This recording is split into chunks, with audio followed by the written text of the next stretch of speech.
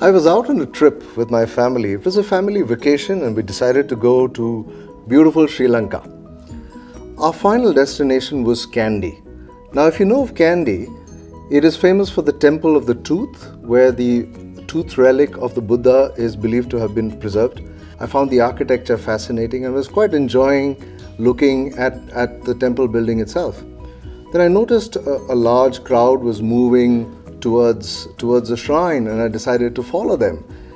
Clearly I stuck out in between that crowd because I was dressed up in Bermuda shorts, a t-shirt, a pea cap, camera around the neck. You get the picture. A lot of locals, and this guy had foreigner and tourist written all over him. I noticed right in front of me was a local village woman, probably in her 60s, weather-beaten, shriveled face, with an old sari torn at a few places.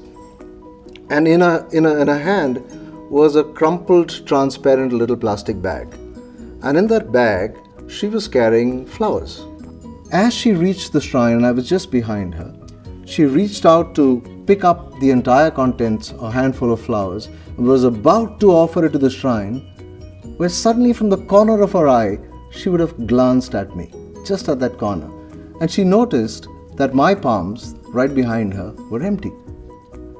Within a fraction of a second, she just lifted the entire contents of her palm and transferred it to mine and gestured me to offer it to the shrine. I was startled. I didn't have time to think, so I just did as I was told and just offered it gently to the shrine. She then turned around to look out for herself and see if there were any flowers remaining. There were about a couple, an old flower, maybe some petals. She picked up those two, bowed humbly and offered it. As soon as she finished, I expected her to turn around, give me a big smile and ask for thank yous. But no. What just happened? And I just thought about this lady and what she had just done. She clearly had no money or very little money, but she was thoughtful enough not to go there empty-handed. She, in all probability, picked up the flowers from the street or from a garden. Might have taken 15-30 minutes, I don't know, but was certainly taken some kind of effort. When she decided to transfer those flowers onto me, there was absolutely no time or even intention to even check whether I was rich or poor, local or foreigner. She just saw empty palms that were near her and they needed to be filled. She had that which could fill it and she just transferred it. It was the whole quantum. She didn't even stop to think that there was anything left for her. When she transferred those flowers to me, the objectives was achieved, so there was no further questions. It was like transactional. Take it all. And then later when she stopped by to exit, she didn't even make that eye contact. And I thought about why. She didn't make that because it didn't even register in her consciousness. She doesn't even feel like she did anything. That is the extent of her generosity. I then thought of what if it was me in that same situation? How would I react? I have very little. I make an effort over an activity, and just as I'm about to fulfill it, I just transfer it off to an unknown soul and walk away even without thinking about it. What are the odds that I could do something like that? Then I thought maybe I could, maybe a few flowers if he asked nicely. I'll keep at least half for myself, and at least I'd want a big smile and thank you from this grateful foreigner.